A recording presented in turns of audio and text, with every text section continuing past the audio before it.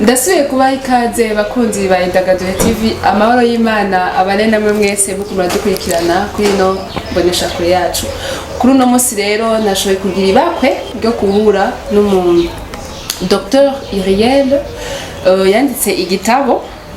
Niwe rero uno munsi tuza kuganira nawe, uno munsi tuza kuganira ku bintu bikomeye cyane gose bakunzi. Ndabasaba muze guheza ikiganiro cyose nkuko rero bisanzwe ngiye kugishikiriza kino kiganiro nitwa Lilishu. Reka rero mudukurikirane je na Dr Iriel ava kwanza yipresenta yivuga atubwira uwari we, atubwira n'ubwo docteur bwavuye mbega ni docteur wo kuvura cyane no mu docteur ankwa araza kubitubwira. Reka rero mudukurikirane ndasuye kubaha ikaze. Shalom docteur. Shalom Tantine. Hivi abasalimiani kwa ja coronavirus? Hata na kusogelea na hivi ni tatizo. Nikizani alcohol ya una ta gripe. Na kwa kidogo sio coronavirus.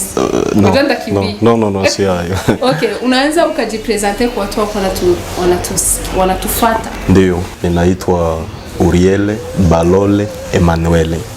Ya hizo ni majina zangu na niko mwalimu wa Biblia. Kama vile umeisema mu Francais wanasema docteur en Bible. Ya. Nafikiri inatosha, nimeoa, nina mke mmoja na nina mtoto mmoja pia. Yeah. Docteur en Bible. Yes. Kana kwa docteur en Bible. Umepata doktora katika Biblia? Asante, swali mzuri sana. Docteur en Bible ama mwalimu wa Biblia ni mwalimu wa Biblia kisha ukisoma mu version ya parce que ukisoma wa Efeso sura ya 4 mstari wa 11 utakuta ministere ya mwisho yenyewe wanazungumzia surtout mu Biblia ya Francais ya Second Louis II banasema docteur, akafanya wengine wa docteur. Ya donc haiko doktora ya kwenda kwa masomo, unasoma Biblia unakuwa docteur mu Biblia, no. Ni huduma, ni ministere yenyewe unazaliwa nayo, Mungu anaikupatia, ndio yenyewe unasema docteur en Bible. Donc docteur wa ministere. Okay. Tena kuna ministere. Ndio. Ministere inaitwa ministere yenye mimi naongoza inaitwa Grand Missions. Grand Missions. Mimi nafanya vitu mingi sana. Niko mwandishi wa vitabu, niko mwandishi wa manyimbo, mimi naandika manyimbo. Na uko mwimbaji? No, kuimba sina ile tala. Mimi naandika manyimbo tu, kisha mimi napatia waimbaji wanaimba. Mimi naongoza masomo ya Biblia, inaitwa Gilgal Bible College. Na pia niko kiongozi wa huduma inaitwa Grand Missions. Yep. Hiyo ministeri ya Gilgal iko hapa Burundi? Yes, Gilgal Bible College iko hapa Burundi. Ya na fonctionner hapa mkigobe kwa masomo ya etika. Ndio, pale ndio tunafanyia makuru zote za Biblia. Yaani ni masomo? Ndio, ni masomo. Yeah. Kwa siku ya leo sasa nataka tuzungumzie kwa hiki kitabu chenye umeandika. Okay. Umeandika mu Francais? Ndio. Lakini sisi tutazungumza kwenye Kiswahili. Ndio, kiko mu lugha tatu. Kiko mu Francais, Swahili na Anglais. Mbona sasa kunipatia cha Kiswahili? Cha Kiswahili sikukiletaka juu mimi najua Burundi ni fasi kwenye watu wanazoea Francais sana. Ba mingi wanasikia Swahili, mekusoma Swahili inakuwa tatizo. Okay, hiki kitabu sasa kina titre uniandika la différence entre le désir et l'amour. Ndio. Utofauti kati ya tamaa na mapenzi. Ndio. L'amour ni mapenzi. Ndio. Kwa nini hii title? Ni kwa sababu unajua tunaweza tukapiganisha coronavirus leo, sababu ni kitu kenye kinaonekana vile kinaua haraka na kila mtu anakiogopa, ndio maana hatusalimiani. Tunakaa kiumbali kidogo kila mtu na mwenzake. Mais avant haijafika hii kipindi cha coronavirus nilikuwa inspiré mwaka wa 2015. Après kuona jeunesse yenye tunaishi ndani, makouple zenye ziko na kuona koma ba jeune deception ni za mingi sana, trahison ni za mingi sana. Nilipata muda ya kujiswali sana kuhusu mapenzi. Kama Mungu anaweza kuwa upendo, kama upendo iko takatifu, ni kitu kenye kimeanzishwa na Mungu, na kivipi inasumbua wanadamu? Kwa nini wanadamu wanasumbuliwa na upendo? Na nikaingia muutafiti wa kutaka nijue ni nini ndio chanzo hasa zaidi. Nikakuja gundua kama upendo haina tatizo, lakini tatizo ni wakati tunafananisha upendo. Sababu upendo na tamaa, desire na amour ni vijirani, binaishi pamoja, binaishi fasi moja.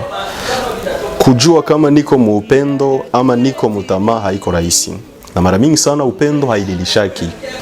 Sababu ya kuandika hiki kitabu mu 2015, wakati yenye mimi naona kama watu wanateseka sana mu relation za mapenzi, nilikaa nikajiuliza, Mungu ni upendo, tunafundisha sana upendo, tunaambia watu habari za upendo, tukiangalia ile upendo wakati tunaimaterialize, tunaishi, tunakutanana na maumivu za mingi sana zenye na mie mwile wakati nilikuwa parmi ba victime, ya relation amoureuse. Nikapata muda wa kutafakari na kufikiri sana kuhusu nini njo probleme. Menekeka kutana tatizo ni juu tunafananisha vitu, upendo na tamaa. Hatujui wapi vinakutanana, wapi vinaachaniana, nini njo upendo na nini njo tamaa. Samie peke nikasaidiwa mu utafiti wangu, nikaona inabidi na wengine ba marie, ba célibataire, kategori yote ya watu nao basaidiwe na kile kenye mie peke nimesaidiwa mu utafiti. Njo nikaandika kitabu kia utofauti kati ya tamaa na upendo. Sasa unasikia kama unatuambia kama uliandika kitabu uko inspire pa maisha na wewe ulipitia katika mapenzi. Ndio. Sasa we ukijiangalia hiyo siku ulikuwa ni tamaa ama ilikuwa mapenzi? Ilikuwa mimi naweza sema ni tamaa. Unajua tatizo ya tamaa na mapenzi ni juu nikikuwa na tamaa, partenaire wangu iko na mapenzi, deja tuko mtamaa sie wote. Juu ya nini? Bienye ndamfanyizia vitamuumiza, mapenzi yake haitakuwa na valeur, haitakuwa na nguvu kwangu. Sasa tajikutana naye anateseka sawa vile na mimi mwenye tamaa mimi nateseka. Ndio. Sasa kwa kusema tuelewe vizuri, unaweza kutuambia tamaa ni nini? Okay. Ndio, tamaa ni hisia, Mswahili, hisia, sentiment. Ni sentiment yenye inaishi ndani ya moyo ya mwanadamu, parmi sentiments zenye mwanadamu iko nazo. Na ile sentiment mara mingi sana iko egoiste, iko selfish, inajipenda. Tamaa ni sentiment ambayo inajipenda, ama mu definition ya tamaa ni hisia ama ni sentiment yenye ni sentiment ambayo ina reside ndani ya ame ya mwanadamu kwa kutaka kurizisha hiyo ame kwa njia ya kitu, moto, kipindi, tukio ama evenement ya chakula iko mkitu. Unaweza tamani mtu, unaweza tamani kitu, unaweza tamani evenement fulani, unaweza tamani siku, futur, ya vile vyote vinaiba tamaa. Sa ni sentiment yenye na reside ndani ya ame ya mwanadamu kwa kutaka irizishe mwili ya mwanadamu kwa njia ya moto, kitu, donc vile nimevisema. Inaangalia sana mtu. Ndio. Afu mapenzi nayo, kwa sababu mapenzi kila mtu anasema mapenzi ni nini? Mapenzi par definition kwanza haikuwa kina definition. Hawezi definir mapenzi. Parce que mapenzi iko na definition za mingi sana. Mais kitu kenye mimi naweza nikasema nayo ni sentiment tena. Parce que désir ni sentiment, amour ni sentiment. Mais différence yenye iko entre bile viwili kwenye binaachaniana kidogo ni kwa sababu mapenzi haijiangalie sana. Tamaa inataka ijirizishe. tandis que mapenzi inataka irizishe mwingine, muridhike nyie bote. Et donc mapenzi ina partage bonheur entre nyie wawili, lakini tamaa iko selfish, inajiangalia upande wako wewe peke. Me mapenzi unaangalia na upande ya mwingine, ya partenaire wako. Ndio. Nadhani hapo umeelewa. Tamaa ni kimoya, mapenzi ni kingine. Moya inajirizisha, inajengea kuweye peke, na ingine inajengea kumwingine. Yani huo ndio tofauti. Ndio, pale ndio kwenye vinachaniana. Mapenzi iko na definition kubwa sana. Yani hakuna kisi mtu anaweza ka definire mapenzi. Inakuwaka inajidefinire selon relation yenye muko ndani. Inaweza ikawapatia definition tofauti na definition ya dictionnaire, parce que pako dictionnaire zenye zinaandika habari za definition, zina definire amour. Mais ukiangalia vraiment haiko vraie definition. Ndio. Sasa kwa hiki kitabu chako naona page 17. Okay. Umeandika origine du désir. Okay. Sasa désir iko na origine. Ndio. Désir iko na origine. Iko na kwenye ilitokeleaka sawa gisi vile kila kenye kiko mu dunia kiko na origine. Na wewe uko na origine, na mimi niko na origine. Kamera iko na origine, pako kwenye ilitokeleaka mwenye alipataka ide ya kuanzisha kamera, ule njo mwenye alifasonaka na pale njo origine. Ikazungumziwa habari za kamera, tutaongelea ule mtu wa kwanza mwenye alipataka ide ya kutengeneza kamera. Na désir memement iko na origine. Yeah. Origine ya tamaa ni shetani. Yes. Shetani aliumba vitu. Shetani aliingiza vingine mu maisha ya mwanadamu. Okay. Yeah. Nijiexplique. Ndiyo. Wakati Mungu anamuumba mtu, alimuumba mtu mwenye iko na buzuri ya 100%. Parce que ukisoma Genèse chapitre 1er na verset 31, Biblia inasema Mungu aliona kila alichokifanya ni chema, ni kizuri.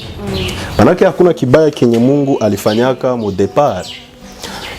Me wakati yenye shetani anatoka mbinguni, anatupiwa kudunia, alikuya na vitu vitatu. Yes, ukisoma Genèse chapitre 1er na verset 2, takutana dunia yenye Mungu aliumba ilikuwa ni ya mzuri. Me wakati shetani anaingia ndani, ikakuwa na giza, ikakuwa na ukame, ikapoteza umbo, ikapoteza forme uzuri yake. Ndiyo. Na Mungu alileta Adamu ndani ya dunia. Adamu alikuwa perfect, alikuwa mtu mzuri. Me wakati shetani anashawishi mwanamke na kumfanya akule tunda, deja wakakuwa wamejiingizia na vingine vyenye havikuwa vya kimungu ndani yao. Bakakuwa na woga. Avant pale sentiment ya woga haikukuwaka ndani yao. Sijui kama ile story unaikumbuka mzuri.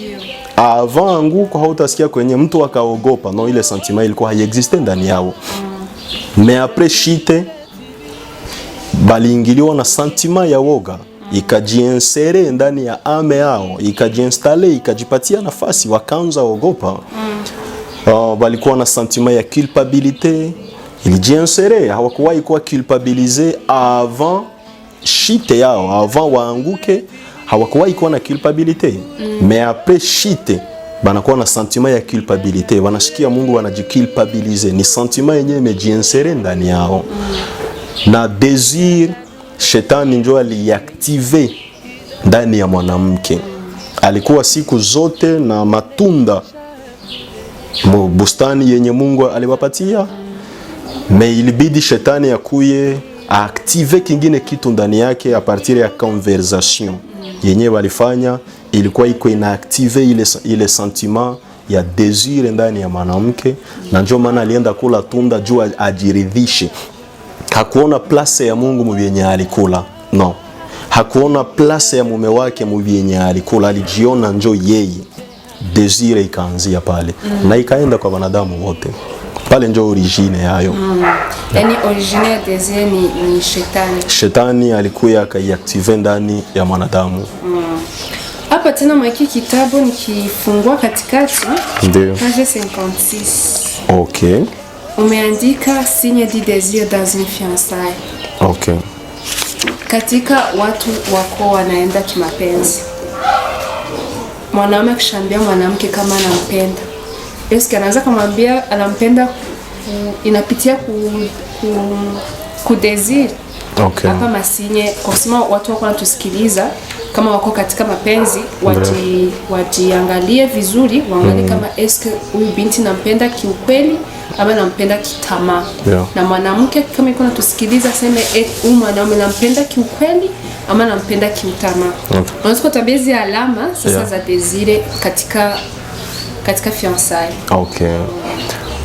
Sita isema tu ndani ya fiançailles, mais akose ni iseme mu domaine zote. Ndio. Yeah, parce que inahusu maisha yote. Yeah. Pako maisha zenye ziko affecté na haziko mu fiançailles. Pa garçon wa mingi biko mu prison jutu ya désir. Aliona mwingine anavala bien naye akatamani arizisha mwili wake avale saa yeye akajikute kwa mu prison kesho. Kweli mimi naandika signe sita za désir ndani ya fiançailles. Signe sita za désir ndani ya fiançailles. Unajua désir ni mzuri sana paske iko na masymptome inaoneshaka mbele ya wakati kama nyi muko mu désir hamuko mu amour.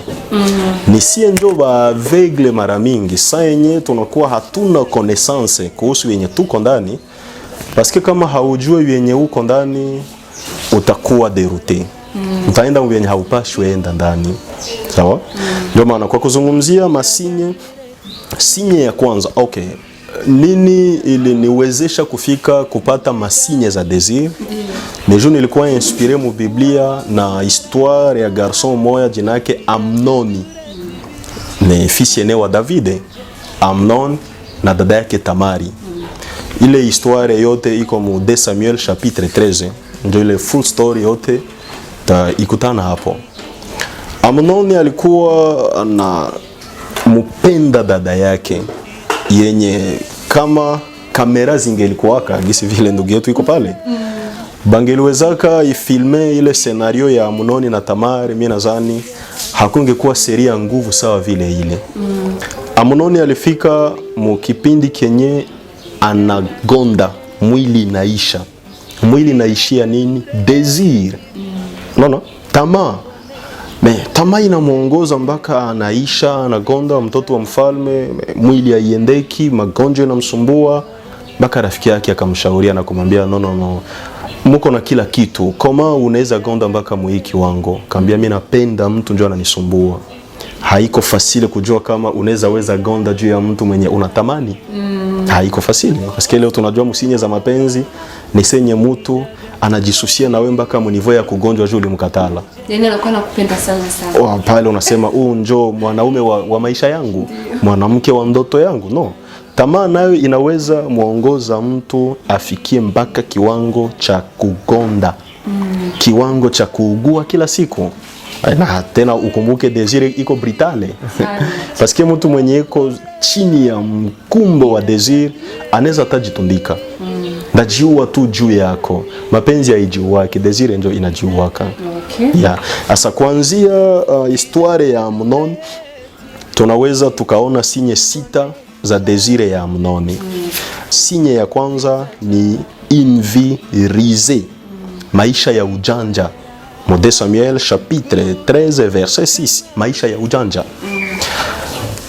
Kitambulisho cha kwanza kenye kinaonesha kama uhusiano ni ya tamaa, relation ni ya désir, ni rise, ujanja. Senye uko na relation na mtu ule mtu ni mjanja, kila kitu kenye anafanyaka hakikuwa kiwazi. Iko na hali mbili tofauti. Kenya anaoneshaka nje haiko njo kenye. Unajua pako relation zenye zinachanganyaka.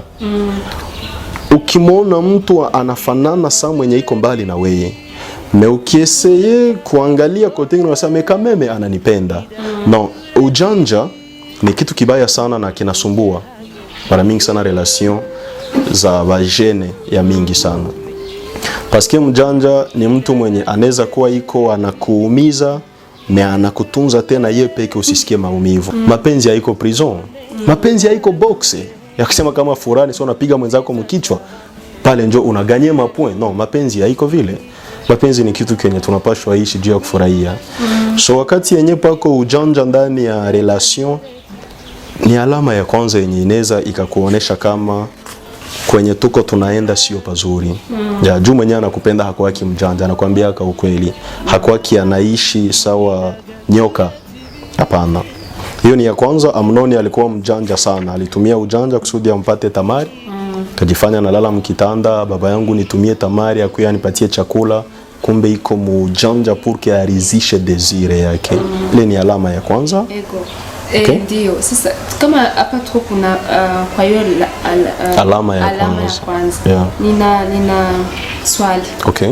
Kama hivi mwanamke yeye iko katika mapenzi. Yaani mwanaume anakuja kuambia mwanamke kama anampenda. Ndio. Afu mwanamke yeye anampenda kiukweli, kimapenzi, hapana kitamaa, kimapenzi. Afu yeye mwanaume anampenda kitamaa. Sasa wanasema ngo amour est aveugle. Sasa yeye mwanamke ni aje anaweza kugundua mwanaume kama mwanaume ana tamaa yangu? Amour est aveugle ni expression ya wanadamu. Mimi nadhani ke si njo ba aveugle. Amour inaonaka sana. Ndio. Sijui ile expression mwenye aliweza ka icreer mais peut-être musiku zenye ziko mbele itakuwa corriger. Ja, parce que amour hayawahi kuwa aveugle. Ni si ya humain ndio yenye tunakuwa kama aveugle. Ya amour inatorienta kama mzuri, mais tellement que tuko ba aveugle tunakatala kusikia amour. Parce que désir inaangaliaka apparence sana, hali ya nje. Tandis que amour inaangaliaka hali ya ndani. So mara mingi sie wanadamu tunakuwa tunaangalia hali ya nje. Deja haiko amour ndio aveugle, si ndio ba aveugle. Wakati mwanamke anapenda ya kweli, c'est tout à fait normal parce que kwa mwanamke kupenda ni kitu cha kawaida. Ndio maana Biblia inasema enyi waume pendeni wake zenu. Hawezi kushurutisha kitu kenye uko nakyo. Yeah. Wanaume naturellement hatukwaki vraiment ni kichungu me ndio realite. Wanaume hatukwaki na mapenzi. Nani wake tiini waume zenu. Obeisance mwanamke haikwake. Ndio maana na yeye wanaambia na wewe obei mbele ya mwanaume wako. Sasa wakati mwanamke anapenda sana, atajua ye kama iko mu désir, atajua ye kama partenaire wake ni mwenye iko na désir. Haiko facile kujua wakati we unapenda. Paske mara mingi mapenzi inasamehe.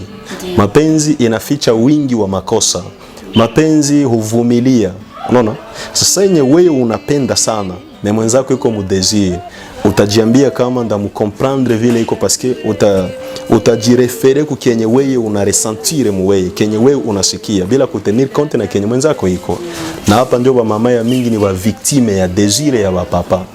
Na paske ye mapenzi inamtawala na mwenzake désir inamtawala. Asa ina permettre afikirie kenye yeye iko anasikia mu yeye peut-être ndio kenye na mwingine iko anasikia. Kumbe ni contraire ndio yenye atenda ishi kesho. Mimi nadhani ile ni response yenye inaweza ikasaidia wadada. Na hizi sinye zinaweza pia zikakufungua macho. Ya saa yenyewe unakutana mwanaume mwenye unaishi naye ni mtu mwenye anakudanganyaka sana. Ni mjanja, hauyawahi jua kabisa vrai yeye ni nani. Nani njo yeye juste. Manake ni kameleon. Iko na forme za mingi sana. Leo iko na hii, kesho iko na hii. Mpaka haujue umuidentifie yeye. Kama ikidependre na mimi naweza nikakwambia anza enda pole pole. Ya, kwenye huko unaenda hakuna avenir parce que mwenye anakupenda anakuwaka identifiable. Unaweza kumjua. Rafiki yangu anakuwaka hivi. Umepaka watu wenye haezi identifie mwenye wanaishi naye. Tuambie kwanza kidogo juu ya rafiki yako asa ule ni kameleon. Mungu tu ndio anamjua. Koma unaweza tembea na inkoni? Koma unaweza fanya voyage ya maisha na inkoni mtu mwenye hujua? Itakuwa vigumu sana. Yeah. Ile ni alama ya kwanza. Yes, maisha ya ujanja. Ya pili ni précipitation, haraka haraka. Désir haipatientake tena inapatientaka. Tamaa inavumiliaka na haivumiliake. Yaani ni kama mapenzi, kwa mapenzi na yeye anavumilia? Ndio. binakuwaka binataka fananana pale. Okay. Yeah. Me sasa kwenye utofauti iko mapenzi inavumiliaka siku zote. Lakini desire haivumiliaki siku zote. Unajua desire ni sentiment, ni hisia yenye iko na besoin iridhishe mwili au iridhishe moyo ya mwanadamu. Sasa ile sentiment wakati inajiactive ndani ya mtu, tukamate ka ya bavuta sigareti. Wakati desire ya sigareti inajiactive ndani ya mtu, anaweza lamuka hata 0 heure. Aende tu atafute kwenye sigareti iko. Anaweza kutana hata fu munjia. Anambia bwana, nipatie kwanza kusigareti. Anakanta sigareti ya fu. Juu ya nini? Hata vumilia, iko na besoin ya iridhishe hapo hapo. Kama hivyo desire ya uzinifu. Wakati mtu iko chini ya ile pression, ni hatari sana. Desire inakuwaka ina presse vitu. Parce que kumbuka identite ya kila kitu iko mu wakati. Identite ya kila kitu iko mu wakati. Kusudi ni kufahamu vizuri. Tunahitaji wakati. Namna siku zinavyoendelea tutakuwa tunafahamiana, okay, anakuwaka hivi, kote gauche yake ni hii, kote droit yake ni hii. Question ya wakati. Asa pour que désir isijidentifie, usiweze kuijua kesho, inakuwaka na besoin ya vitu ya mbio. Et surtout mu domaine ya mapenzi. Munapendana leo na kesho proposition zinaanza. Chérie, niuzie telefone. Kote mwanamke. Voilà, ni kote mwanamke. Chérie, niuzie telefone. Est-ce que ulipenda kashope au ulipenda mwanaume? Munapendana leo na kesho Chérie, unaona nikiona mwili yako na kwaka niko mimi naona paradis yangu kudunia. Okay, mwili njoo ulipenda au uko na besoin ya mtu wako wa maisha? Na inaleta vita ndani ya vajene.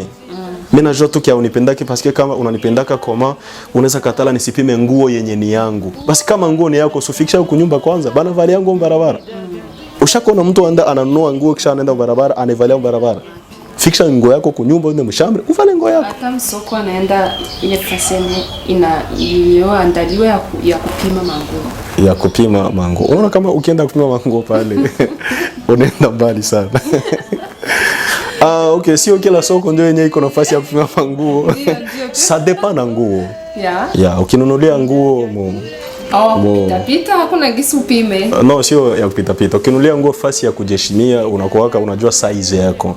Yeah, niko na besoin ya koti, sijue namba ngapi. Unaijua deja tu, okay, nipime kwanza, no inakuenea. Kiato unajuaka navaaka namba ngapi. Na tunaenda sawa. Sasa désir ina presse vitu. Yeah, inafanya vitu vinaenda haraka sana. Ukiona mtu mwenye anataka atamu maisha ya kawaida, afanikiwe leo. Uelewe kama huyu mtu hana upendo na maisha yake, na anasukumiwa na tamaa. Paske mudomene zote za maisha muko mafundisho. Mtoto mwenye anazaliwa hawezi zaliwa na unaanza sema, unaanza tembea, utakuwa kiriku. Wala utakuwa kuku, paske kuku ndio anazaliwaka na ashaanza kula, ashaanza ongea, ashaanza kila kitu. Me mwanadamu uko na etape zenye unapashwa pitia kwanza. Ya, uko na etape zenye unapashwa vumilia. Unapashwa ujikube mu principe, mu realite, mu norme za kukomaa. Na relation zote. Relation haiwezi anza leo na leo tuanze siècle yenye tuko ndani, c'est normal.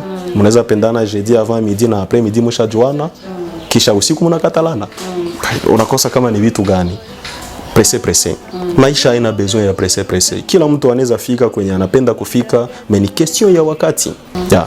So ile ni sinye yenye inaweza onesha kenye uko ndani.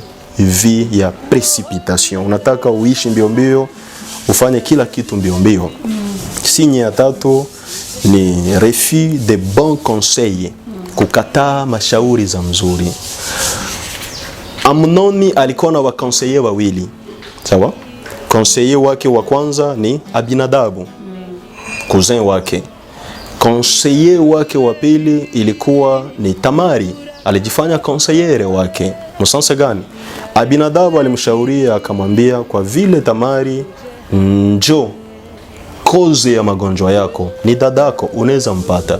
Jifanye unagonjwa, sa babako David atakia kuona, umambie kenye kitakusaidia tu ni we ukikula mkate yenye Tamari ndio alitengeneza. Ni conseil. Akaona wow, hii ni conseil ya mzuri. Akalala akajifanya mgonjwa wa sana. Babake akakia muona na nguka mupieje yenye hajue. Yes, anakia muona Amunoni akasema kenye bali mshauria. Baba akatuma dada, hana kitu kenye anawaza mkichwa cha anajua hii folia haiwezi tokelea. Tamari anafika anatengeneza chakula, apre kutengeneza chakula anambebea mshambre yake mgonjwa hataweza tembea. Mujanja wa sana ule. Unajua wagarsoni wajanja sana. Ni wajanja sana. Hataweza tembea ni mgonjwa. Amunoni anafukuza watu yote mutoke nje. Nikule mkate ya dada yangu. Watu yote banatoka nje. Kamata mkate anatia pala na bana dada yake. Lala na mimi, anambia ambo foli gani? Anambia utalala na mimi leo. Tamari akajifanya mshauri. Akamwambia kumbuka Mwisraeli ni foli. Mimi na wewe hatuwezi fanya kitu kia hivi, ni wazimu. Kaambia vile siwijua. Kaambia okay. Tulia. Baba yangu Daudi kama ukimwambia ke unataka unioe hata katala. Na ukifanya kitu kia hivi itakuwa ni upumbavu ya nguvu sana umefanya. Hakuwa na besoin ya ile conseil. Alimurukia akamubaka, kalala naye na kinguvu. Ona ke alikataa shauri ya mzuri, akakamata shauri ya mubaya. Mtu mwenye iko mkumbo wa tamaa hasikia kishauri ya mzuri. No. Ukiviangalia fie mwenye wazazi yake wiko wanashauria, banamuonesha kwenye iko anaenda, nawaambia mama, ni mko wa zamani mu dunia ya mupya. Siècle yenye tuko ndani hivi havikuagi. Ujue kama huyu kule mbele atalia. Parce que mwenye anakukonseiller anakupenda. Ndio kuko conseil mbaya vile tunaona ya Abinadabu ni conseil mbaya. Na pako wengine wenyewe wanaokonseya kama mbaya. Kenye kitakuprove kama uko mudesire ni kuangalia kote gani yenye wewe unaelekeaka sana. Eske wenyewe wanakushauria mzuri ndio wenyewe unasikiaka au wenyewe wanakushauria mbaya ndio wenyewe unasikiaka. Ile itakuonesha kama wenyewe tuko ndani ni desire. Yeah. Donc ile ni ya tatu yenye inatusaidia kujua tuko mu desire ama tuko mu amour. Kukataa shauri za mzuri na kuembracer shauri za mubaya. Yeah. Signe ya ine ni kutosupporter, okay, ne pas supporter les faiblesses de l'autre. Kutovumilia udhaifu ya mwingine ni quatrième signe ya désir mu relation ya mapenzi. Yes. 2 Samuel chapitre 13 na verset 15 tunaona après Amunoni kusatisfaire désir yake. Iko na kitu kenye hakufurahiaka Mtamari. Yeah. Iko na kitu kenye hakufurahiaka mu relation yao, façon yenye vilipitikana, unajua kwanza ni vya pressé. Tamari haiko préparé moralement. Tamari haiko préparé physiquement, mwili yake haukia na iprepare kemine ndafanya sex. No, hakujiprepare kuile. Atakuwa kyote kenye alikuwa Amunoni alijiprepare paske alijua leo anapashwa ndabaka. Tena Amunoni hakuwa nampenda yeye. Me aligonjwa juu yake usisahau. Yeah. Yani no, Tamari hakuwa nampenda. Voilà. Hawezi penda kaka yako juu haujue kama ile folie inaweza exister hata. Alikuya na hana hata arrière pensée. Hana kitu kenye kiko nyuma ya pazia. Sasa yenyewe Amunoni anamubaka. Kwanza alikuwa vierge.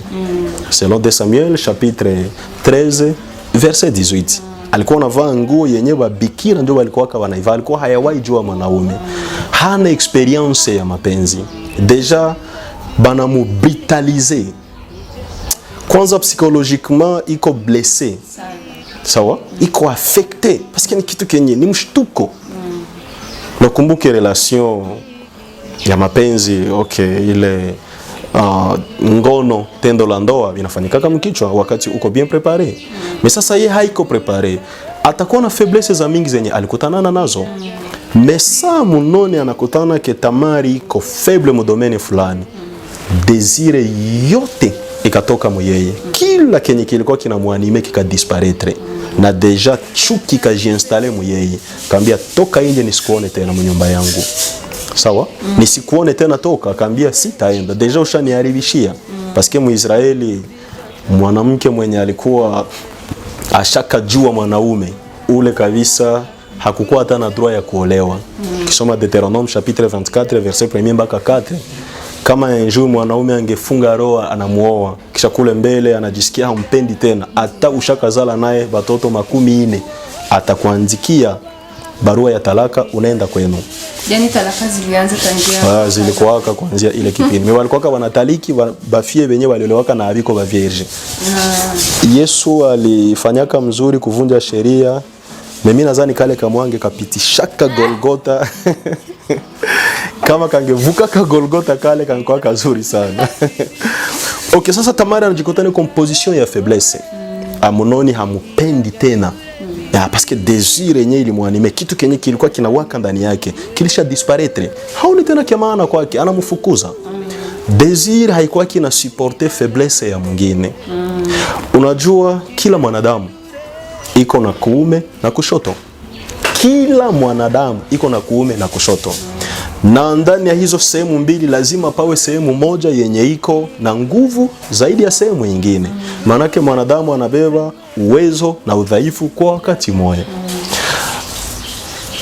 Desire unaijuaka muhii sinye ni wakati unapendana na mtu mwenye iko anakuforce uchanger ukue vile anapenda ukue.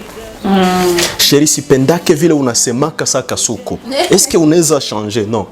Ule njo mie. Ukiniambia ni changer manake unataka nikuwe hipokrite. Nikuwe hipokrite. Nifanye kenye una desire mekule mbele utaishi njo na mie sasa. Sipendake hii gisi huko. Koma ulinipendaka na unajua kenjo vile niko. No, alikuwa presse kuniambia mimi nakupenda alors que hanijue. Unamkuta mtu munjia anatia katilo kake, anatia kitu kake wala vile vyote. Unasema dada mimi nakupenda. Unapenda njo tilo yangu, siku ndakuwa sina tilo hautanipenda. Ile ni desire, ni precipitation, unajipresse kuambia mtu unampenda na haumjue. Sasa yenyewe unaanza ishi na mtu, unakuya mjua, anasemaka mingi, ni mchafu. Ni mtu wa désordre, mwanaume wa désordre, mwanamke wa désordre. Deja unaanza sasa cours. Parce que zingine relation ni université. Unaingia mu relation yenye biko wanakufundisha njo. Unapashwa ishi hivyo. Pashwa kwa hiki sipendi. No. Uko una façonner hypocrite ndani ya huyu mtu, kesho kule mbele utalia. Parce que mtu anaweza changer, anakuwa vile unapenda, mais est-ce que réellement njo yeye? Est-ce que ndani amechanger? No. Sasa piko tu wanasemaga eti mimi tambadilisha. Kote mwanamke anaanza kusema mimi yule mwanamke nitambadilisha. Wewe Yesu. Mwanamke anasema mimi nitambadilisha. Okay. Yaani acha ni mwache tu hivi akikuja tamwambia hiki sipendi, unampatia ma reglement. Tunaamini sema yangine terme ni mugisoda. Ashana pasha kufuata chenye mimi na. Kenya mimi nasema hivi. Mwangu wanalamkaka 6h. Ukilamuka 7h fimbo. Ukilamuka 7h magoti. Ndio. Ama unakutana anampenda anasema naenda kumwombea Mungu atambadilisha, ama tamwombea sana. Acha nimpende tu hivi kwa jani simpotezi. Tamwombea atenda vizuri. Kitu kenye mimi nataka ukomprendre. Mtu mwenye damu ya Yesu inashindwa. Damu ya Kamenge. Damu ya Gitega. Itamuweza kweli? Damu ya Yesu ishindwe kisha uji permettre kusema ndamubadilisha. Utakuwa na Golgota yako kama msalaba wako kwenye unasema baba Eloi Eloi niko nabadilisha mtu. No, ni makosa. Kitu kia pili. Masomo haiko université. Mapenzi haiko université. Haiko école, haiko institut. Ya kusema kama ndamuoa kisha ndaanza mpatia cours za mapenzi. No. Kitu kia tatu, hatuolewake porque tuende kuwa edike na babwana yetu.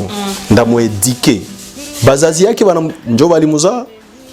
Iko na damu ya wazazi yake, si ndio? Iko na jina za wazazi yake, iko na marke za wazazi yake, walishindwa muedike. Hapo sasa upakawie sana. Sitapakawia sana hapana.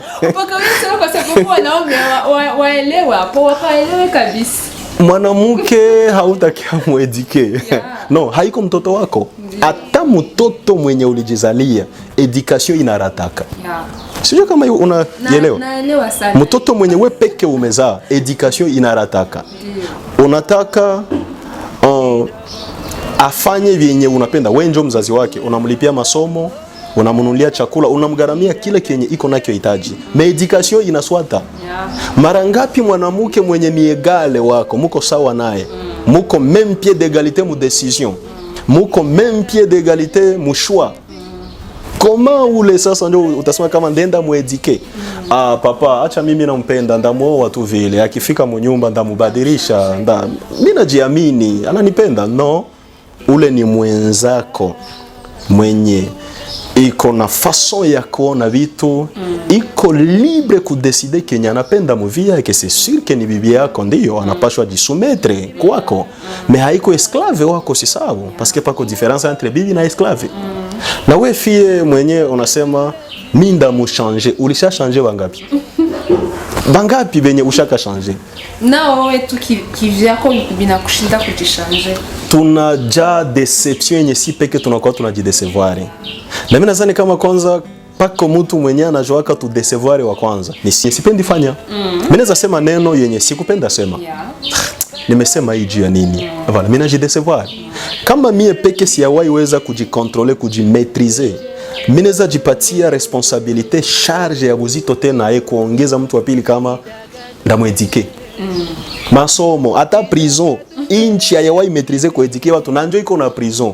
Mara ngapi bunyumba yenye haina prison? Bunyumba ina prison. Inchi iko na mbimba, si ndio mbimba ya Bujumbura? Mbimba kwenye wanakutia ndani, njoo kufanya venye serikali inapenda. Meske mabaya zilishakaisha. Kila mtu yuko huru kufanya mabaya na anajua prison iko. Mara ngapi bunyumba yenye haina prison kila mtu atajisentire libre kufanya kenye anajisikia.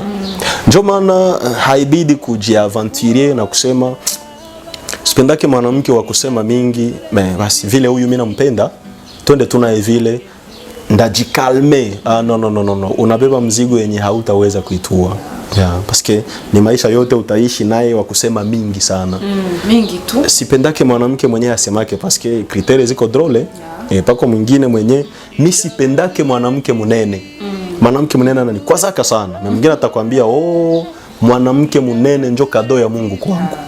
Una comprendre ile? Sasa wakati yenye desire ina kuongoza, elewa kama kule mbele utalia. Kule mbele utalia. Et surtout kukatala ma conseils za mzuri, kuto supporter faiblesse ya mwingine. Mimi naoa mwanamke, bibi yangu iko na défaut zake, na mimi niko na défaut zangu. Hatutaambia kila mtu sheri changer, no. Mais unaweza muinformer mwenzako kuhusu défaut yake. Sheri, kitu kinanilumizaka sana. Ukifanya hiki kitu mimi nasikiaka mimi naumia. Hapana changer, mais ajue kama kinakuumizaka. Ajue comment ataweza ishi na yeye. Comment ataweza ishi na gauche yake. Et comment ile kitu anaweza kakimetrize, parce que tunaweza discipliner faiblesse mais hapana kuichanger. Ni kitu kenye kiko inborn, ulizaliwa nakyo. Hautakikwepa, hapana. Unaweza jiambia, okay, nimewahi ufuata filme ya American mmoja hivi, mimi nasahau jina lake. Alikuwaka na faiblesse ya kusema sana. Sababu kama otesheaka muti, kama akisema lijane inaanguka, siku maana inaisha anakufa. Haikuwa fasile. Unajua bieke nikiongea sana, niko mimi napunguza siku zangu za kuishi. Me alishindwa kukontrole, aliongea sana mpaka kawakia na lijane moya kumuti. Atafanya tena hii. Voilà. Donc ni kitu kenye kiko mwei. Hawezi ukakishanger, mais unaweza ukakidiscipliner. Unakidiscipliner. Pour dire que kikitoroka unakifanya, hautajua wala mwenzako hata kuua. Faiblesse ya mwingine. Esi tu nye wafie. Ukikutana kwenye fie iko anatengeneza critère, unajulizaka iko na besoin ya malaika wala. Critère hazina ndani défaut. Anapashwa kuwa na adabu, kitu cha kwanza. Mwanaume ataniowaka akwe na adabu. Na kurespecte. Kitu cha pili, apende familia yangu. Kitu cha tatu, ajue kugaramia mahitaji yangu. Kitu cha nne, akuwe ana sortire na mie. Kitu cha tano, akuwe kama chic, mwanaume mwenye ko smart. Na kote défaut, na kote gauche sasa unaenda. Unoke deja a partir ya critères zako zenye uko unatengeneza uko wrong. Uko unajidanganya parce que okay, wenda mbinguni basi kama hata malaika, parce que peut-être malaika ndio anaweza kuwa na vile vyote. Voilà, pale ndio kwenye tunakoseaka mara mingi sana. Kutosupporter faiblesse za mwingine ni signe ya désir, ni symptome ya désir. Inabidi ukipenda mtu kwanza, saa yenyewe unapenda garçon, kote ya kwanza unapasha tafuta sana ni kote gauche. Saa yenyewe unapenda fille, kote unapasha tafuta sana ni kote gauche. Recherche yako inapasha jibaze kote gauche yake. Le problème ni juna nyiva fie mnatudanganyaka. Ishi vie naturelle. Mwenye atakupenda na uko naturelle. Hapo sasa ndio nitaka kukuuliza. Parce que ndio, mimi nadhani kitu kimoja. Mwanamke mwenye hayawahi vumilia hali yenye Mungu alimupatiaka, atakuvumilia yeye. Wewe mwanaume. Okay, Mungu alikufanya mweusi. Unataka upigane na weusi ukwe mwekunda. Eske kesho utaweza piganisha maisha kweli? Utaweza itika maisha kweli? Mkorogo. Wala. Hautaki itika hali yenye Mungu alikupatia. Utaitika bwana vile iko kweli? No. Ukisha kuwa naturel unatengeneza mwanaume originale. Mwanaume ukikuwa naturel unatengeneza mwanamke originale, parce que ça yenyewe unajidessiner. Jo wengine abajimakia yake wanajidesinaka. Unajidessiner. Uko na besoin ya fake. Na mwanaume mwenye naye ana dessiner karaktere yake anakia kupenda. Baongo wawili munenda sawa. Unamudanganya kwa nje na kudanganya kwa ndani.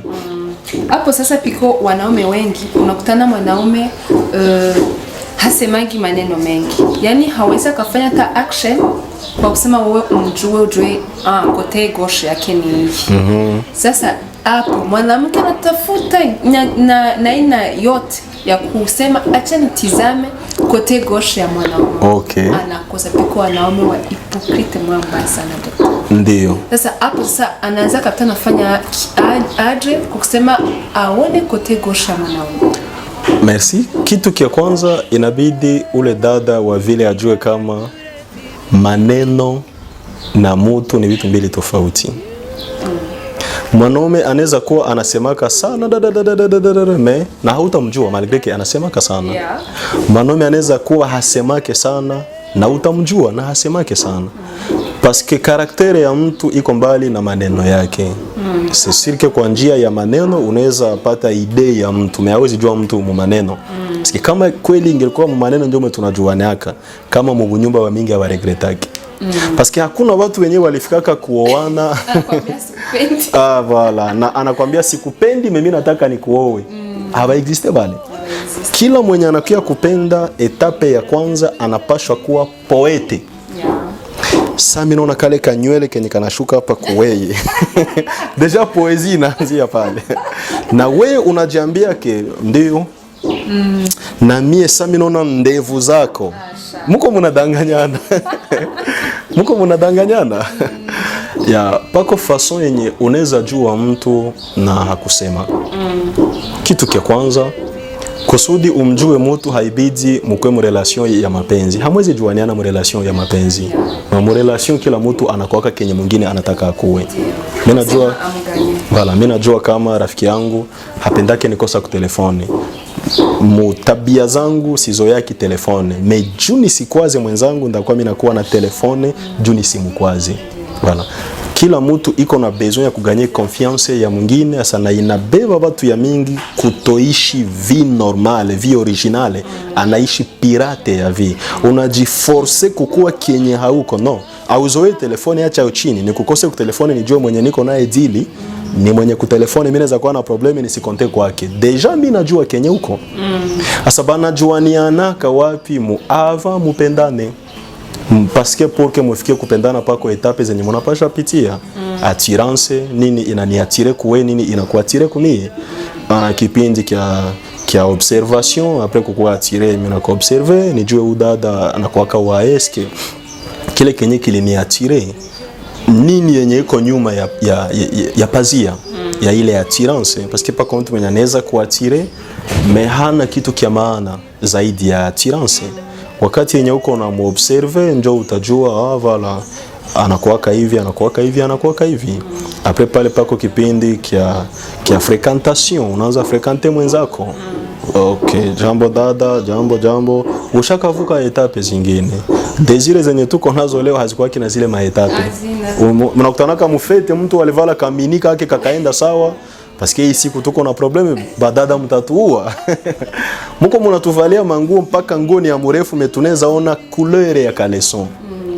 Peut-être couleur ya caleçon njo yenye aliona. Dada na vango ya mrefu meiko wazi ni kama vile ya vaa. Pako zingine zenye zinatoka hii siku niko naziona mu internet ngo ya mrefu inapasuliwa mpaka hapa hivi. Kifanya hivi akipiga pa unaambia Mungu takasa macho ya mtumishi wako. Niongezee hekima. Niongezee nguvu. Niongezee imani. Sio kama unanielewa. Vile vyote viko vinatire watu wenye hautajua. Ya mtu atakufurahia anakuya juu aliona paja ya mzuri.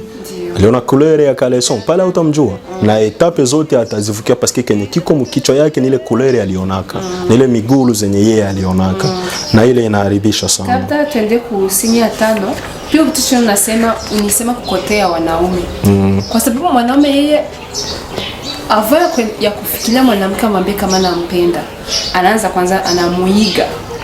Ile sasa ni tofauti na mwanamke. Ndio. Mwanamke unaweza kwa tu kunapita hapo kumbe mwanaume amesha kuiga pendant 7 mois, pendant 8 mois, pendant inani. Alishajifunza wewe. Ya, wewe haufahamu. Ndio. Kisha anakuja kukwambia. Piko wanakamata muda wa kuomba na wengine wakamati muda wa kuomba. Oh my God. Nataka sasa kusema mwanamke yeye anaanza kabana muda gani wa kumuiga mwanaume ya kumobserve kumchunguza kusema waingie mu relation kwa sababu huyu mwanaume ameshabana muda kuenea ameshamsoma ameshamuiga anakuja sasa mwanamke kabla kumpatia jibu ndio yeye atamuiga aje. Okay, atamchunguza namna gani? Okay, kila mtu iko na choix. Mwanaume ananichagua, inabidi na mie nijue kama anaenea mwenye njo chaguo yangu. Manake mwanaume mwenye anakia kwambia mimi nakupenda. Mwanamke mwenye iko na akili haanzake muuliza masomo yako ni gani, familia yako ni nini, eske uko na nyumba, unatumikaka wapi, uko na ngapi mkonte yako. Uelewe kwanza pale kama kichwa ile ni sardine yenye iko mbele yako. Kichwa hakiko. Mwanamke mwenye iko na akili anauliza kama mwanaume imekushika muda gani kusudi uweze compose hii neno ya uzito hivi. Paske kuambia mtu mimi nakupenda akose mundoto tu na museri ndio vinaweza kamata masegonde. Masegonde mimi nakupenda. Memu vire ele ni parcours. Kufikia kuambia mtu mimi nakupenda ni mwendo. Na pour mtu akujibie mimi nakupenda, vile wewe ulivoyager je ufike pale muachie naye muda.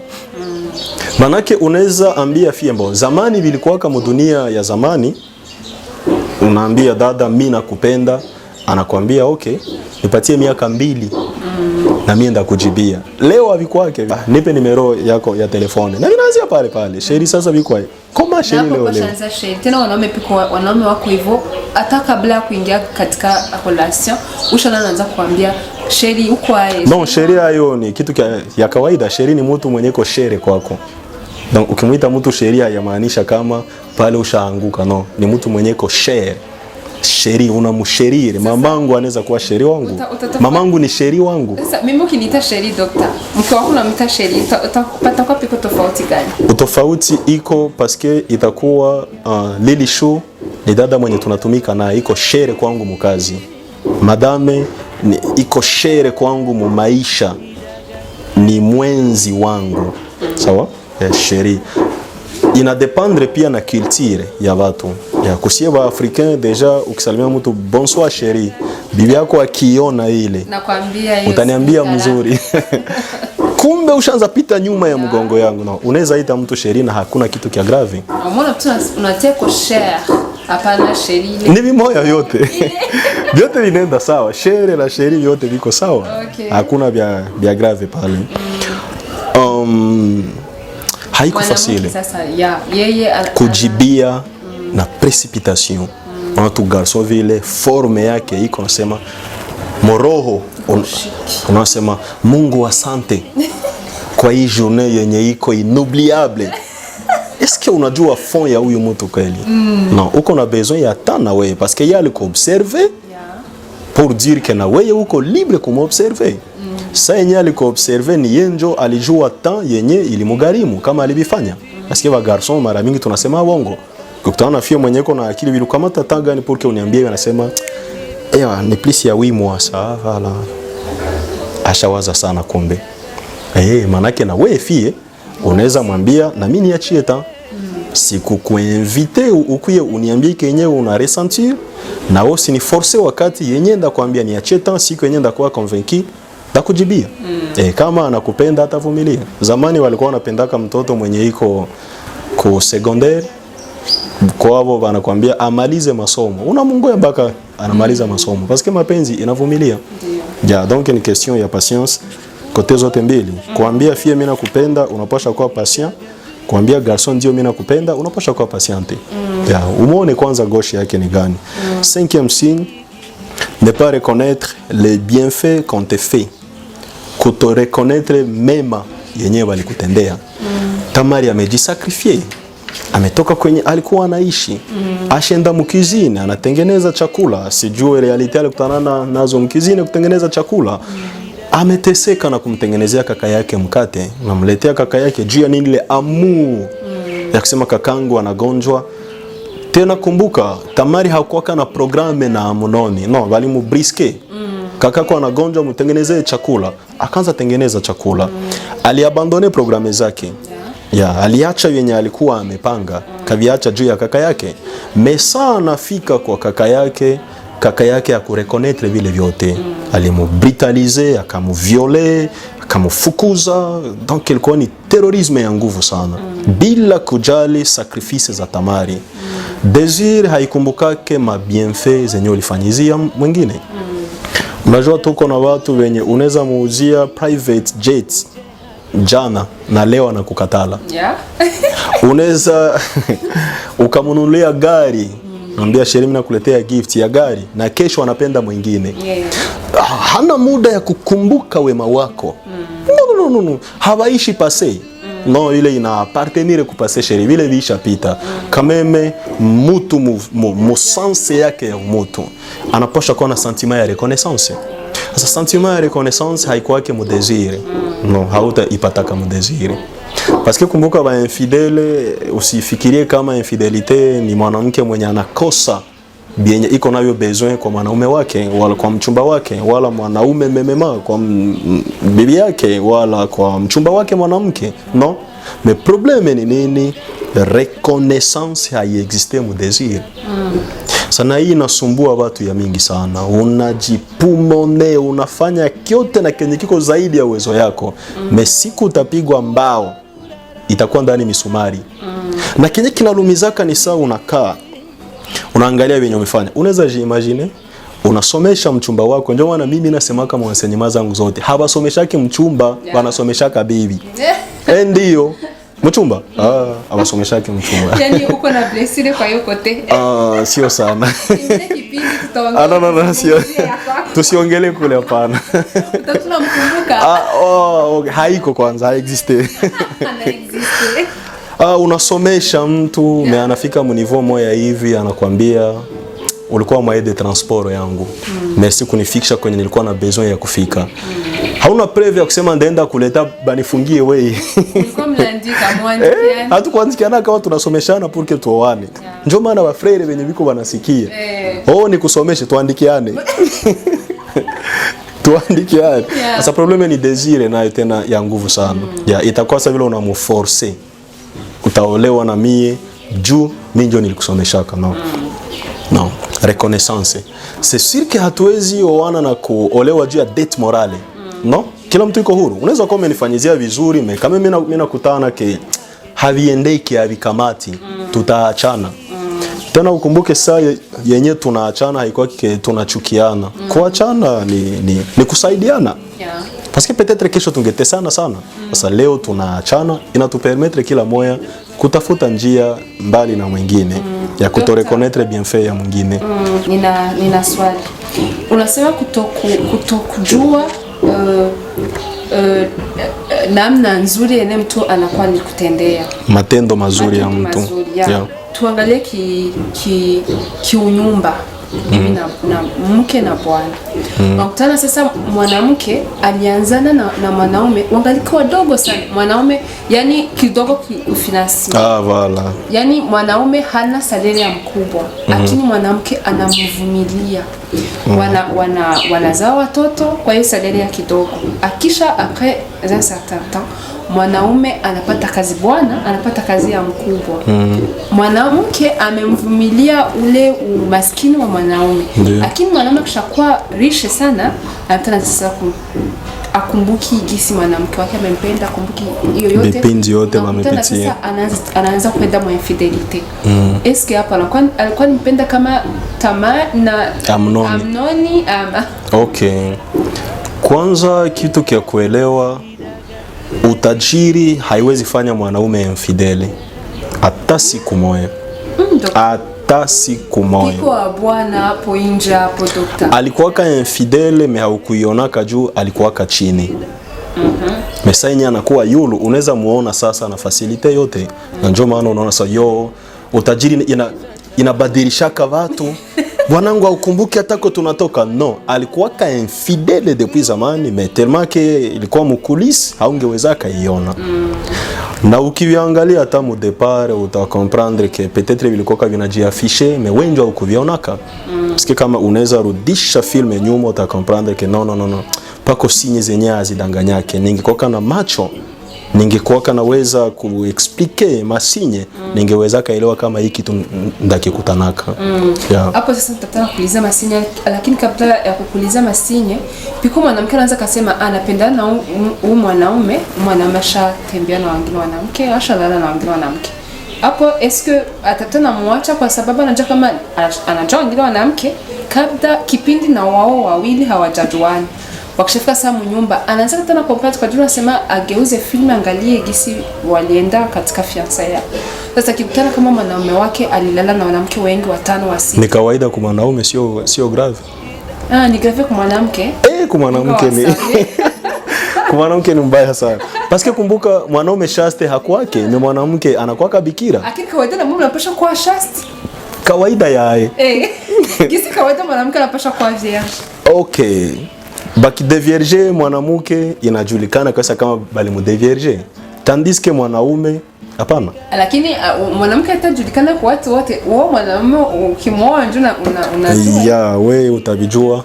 So mimi nadhani ke ile vraiment haiko ya grave sana yenye tunaweza debatre. Juu ya nini? Iko rare mu 21e siècle uolewe na mwanaume mwenye atakwambia sijue mwanamke. 21e siècle haiko facile. Ndio viko parce que pako watu wenye viko na education ya mzuri, kwanza iko bien éduqué, les alwa mu familia ya Kikristo wakamuedike, akaogopa Mungu, akarespecte principe za Mungu, inafika mpaka anaoa, siseme iko shaste, me anaoa na haya juaka mwanamke. Sawa? Unasema haiko shaste lakini anaoa bila yes, haiko shaste, me anaoa na haya juaka mwanamke. Kabla hajafanya rapport sexuel na mwanamke. Chastete ya mwanaume kwanza ndio nini? Mwanaume mwenye ko shaste ndio wapi? Mwanaume mwenye hajaonana na mwanamke. Akuwake. Ule akuwake hapana. Okay. Ni deba ya kawambi sana. Wote. Bana lotaka haya kutanaka na mwanamke me alishaka lota un jour. Bila hata kulota parfois unajionaka huko tu fasi wasa. Vitu gani hivi vinatoka wapi hivi? Voilà. Donc ndio haya lalaka na mwanamke mais alishaka lota un jour. Mais alishaka ona peut-être un jour ça. Hivi vitu vinanitokea wapi hivi vitu? Voilà. Pour dire que kutanana na mwanaume mwenye ashaka kutanana na wanamke wa mingi hayamaanisha kama via yako iko mu danger. Hayamaanisha kama umejiexpose. Hayamaanisha kama ni infidele. Ni histoire ya avant wewe. Ungelikuwaka peut-être mu passé yake hangelalaka na wale wanamke wote. Okay. Mais tellement que haukukuwaka ili umpermettre alale nao. Mais kenye kinakuoneshaka ni nini? Ni mtu mwenye anaweza kudanganya. Anakupenda meiko na tendance ya kuangalia nje nako. Inabidi kujua kama huyu mtu hamaterialize kenye komu yeye atakifanyaka. Ndio unasema kitu because unasikia kukutana mwanamume na mwanamke wanapendana, wako wanatembea, afu panapita mwanamke bombe la mwanamke, unakutana tu mwanamama shangazi hapo hapo, mwanamke anapasha tena kimbia kabisa, kuna kusema no ile zamani macho kwa wanaume unasikia macho yanampaka wewe na uko na mwanamke wako mnaenda. Faiblesse ya mwanamke na ya mwanaume mu mapenzi binatofautiana. Okay. Mwanamke faiblesse yake ni masikio, kenye wanamwambia ndio kenye anafuataka. Yeah. Mwanaume kenye anaona ndio kenye kinamuatiraka. Mara mingi sana vinakuwaka vile ni kama ulipenda mwanamke mwenye haiko kritere ya desire yako, haremplire kritere za desire yako. Parce que mu relation vile vinatuliwa sa mu ma kritere pako. Hii ni topic yingine. Pako kritere ya amour na kritere ya desire, zote ni za maana sana. Kritere ya amour ni kile kenye uko nakyo besoin mu maisha yako. Kritere ya desire ni forme yenye uko nayo besoin. Mwanamke mrefu, mwanamke mweusi, wala mwekunda. Ikifika un jour ama mchina, ikifika un jour peut-être unamkosa, unachange na sasa bon, basi mwanaume mfupi basi tu vile. Utakuwa unakutanana na barefu unageuka. Ukigeuka haimaanishi kama uko mwanamke mbaya. Mais désir yako ndio iko ina réclamer. Na un jour utakuwa infidèle tu. Ya, utakuwa kato infidèle un jour. Siku tutapataka offside moya yenyewe ni mrefu, unaenda kule. Sasa utakuwa infidèle kwa ajili ya désir na nayo haujapata. Yes. Utakuwa infidèle. Hapo sasa watu watakuwa wa infidèle kwa sababu mara mingi ni kidogo sana mwanaume anapata mwanamke tel que physiquement mwenyewe anataka. Kwanza physiquement ndio diko simple sana. Kupata mwanamke intérieurement ndio kwenye problème iko. Même extérieur facile sana. Ndio sana nasiko kusema mwanamke anaanza kusema mimi nataka mwanaume mrefu. Ndio. Mwana kivaa watu wote wanasema kwa mandevu za mingi. Hapana mandevu.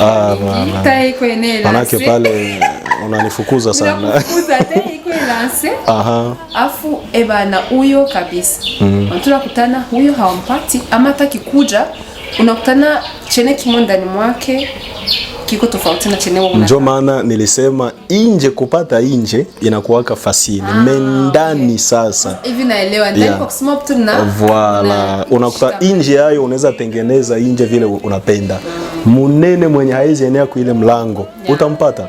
Mfupi wa kidogo sana mwenye mpaka ni kwa mimi namtafuta mkitanda mimi namkosa utampata. Murefu mwenye haezi weza vuka pale utampata. Mendani ile ndio probleme ya kabambi sana. Yeah. Okay, signe ya 6. Le manque de la compassion. Kosefu ya huruma. 2 Samuel chapitre 13 verset 18 na 19e verset. Ukosefu ya huruma. Mapenzi inakreaka huruma. Unakuwaka na huruma na mwingine. C'est sûr que hawo wake juu ya huruma, mais relation kameme unakuwaka na huruma. Kama unamhurumia mwenzako hawezi fanya vyenye vitamuumiza. Na utajitahidi sana parce que nilisema bien mu départ ya kwamba désir inajiangalia, amour inatuangalia. Ndio. Désir unafanya vitu vyenye viko ku intérêt yako wewe peke. Tandis que amour unafanya vitu vyenye viko ku intérêt yenu nyie wote. Unaona ke désir iko na probleme parce que kui signe yake ya mwisho, signe ya 6 haikuwa kina huruma. Sasa yenye unafanya vitu yenye viko kwa intérêt yako wewe peke, hauangalia yake kote ya mwingine. Ya bimulumize, bisimulumize, I don't care. Atajiju atajaza mwenyewe. Désir. Pako watu wenye wanasemaka ke mimi niko na sentiment ya manfoutisme. Manake mie niko careless. Hata ukikufa siangaike. Au yapendaka njoo maana. Siku utapenda utajua kama maumivu ya mwingine inakuwaka ni maumivu yako paske muko mtu umoya. Ukipenda mtu mwenye haizi kuwa na huruma na weye, sawa? Mtu mwenye hana huruma na weye, kukulumiza kwake ni vitu vya kawaida sana. Hata mkipindi tu kia urafiki anakulumizaka. Na akikulumiza eske bishaka fika unaona mtu alikulumiza mais uko obligé wete na njoo wende umulombe pardon pour que relation isiishe. Jumu yeye hana hata no. Hajua hata Kenya alifanya na ukiambia sheria sikia. Unajua kama mimi nalumia nakwambia so. Après kulumia, wenje wa kwanza kulumia. Ina changer nini? Kisha unaangalia kote finance kama mimi yeye ndio ananilipia nyumba. Twende tu vile basi kule mbele utalia. Manke ya huruma. Mwanadamu kwanza, kawaida tu ya mwanadamu unapasha kuwa na huruma. Sasa kama hauna huruma uko mdesire vigumba gumba. Vigumba gumba. Ile ni lugha ya hapa kwetu. Okay. Kwa kitabu biko partie non liandika cette chose qui font que les humains trahissent l'amour. Okay. Ndio. Nimeiandika ile paske mara mingi sana banadamu wanakuwa wana betray, wana cheat mapenzi.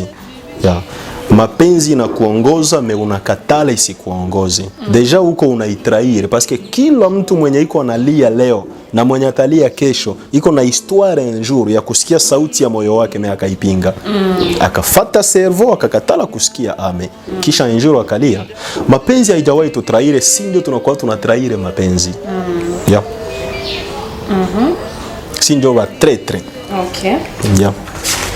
Afu piko ingine partie uliandika les 3 choses qui sont à la base de la croissance, l'accroissement de l'amour. Ah voilà, accroissement de l'amour. Ndio iko mu 40e page. 92e page. Okay. Ndio nimeiandika ile. Unajua mapenzi ni sentiment. Na kila sentiment iko na besoin ya ingrédients pour que ikuwe strong, ikuwe na nguvu. Chuki yote pour que ikuwe na nguvu inapasha kuwa na vitu vyenyewe vinaikazililia pour que ikuwe na nguvu. Furaha yote pour que ikuwe ya siku zote iko na besoin ya ingrédients, iko na besoin ya vitu vyenyewe vitaifanya iendelee, ikuwe continuel. Na mapenzi nayo ni vile, parce que kama nikisema ni sentiment facilement inaweza ikajichanger. Habia kukutanaka unafurahi, si ndio? Uko na furaha, mais pale unakutanana na habari mbaya deja ina changer kila kitu mweye. Na voilà, sentiment ya furaha ina disparaître na inaacha fasi ku sentiment ya chagrin. Na mapenzi ni vile. Mara mingi sana ba marié tuko na probleme. Na sio ya ba marié tu.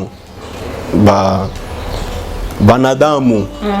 Unazaniaka kama kupendana ama kupendewa ndio kitu kia kawaida. No.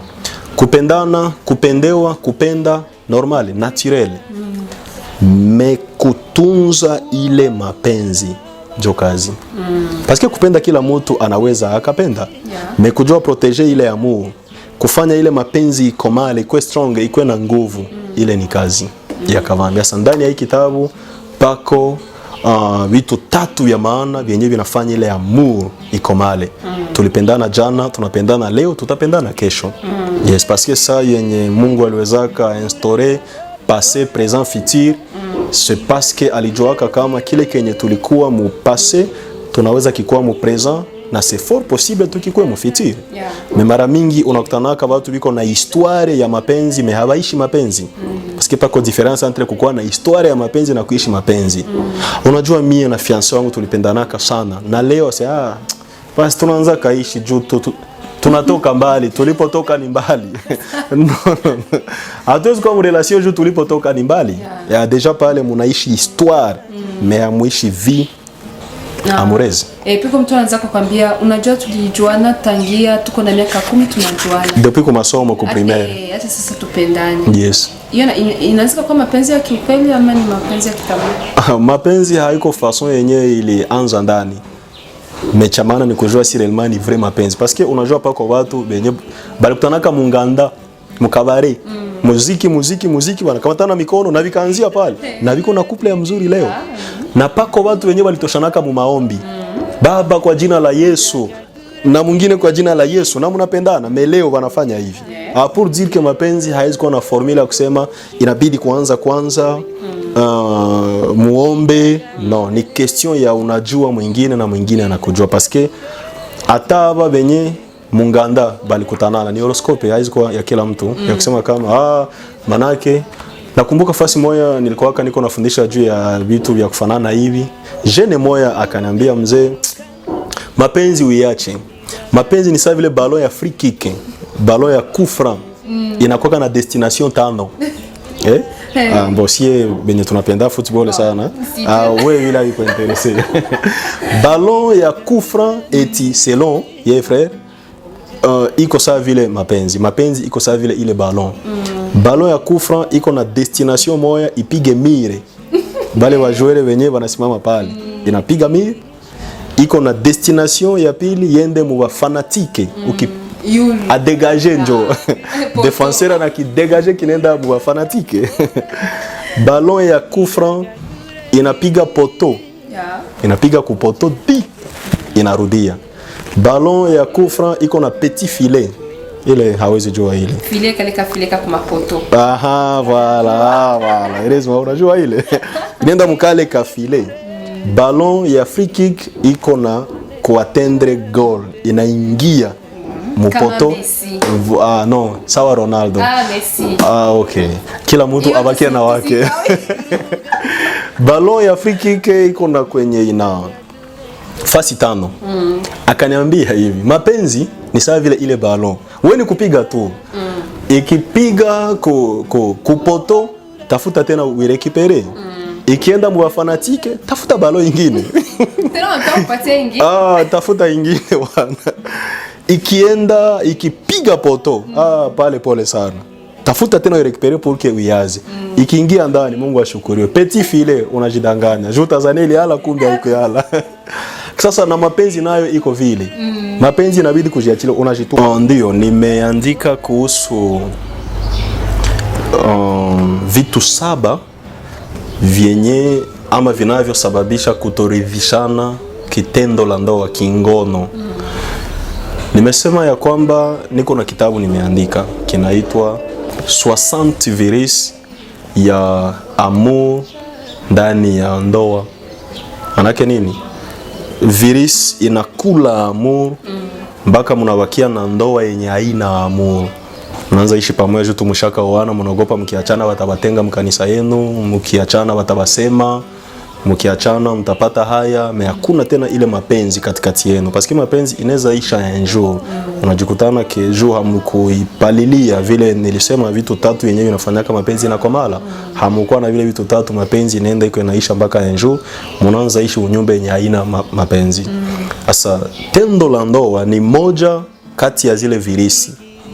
Ikifanyika vibaya musiekle kwanza yenye tunaishi ndani, elewa kama pako probleme pale.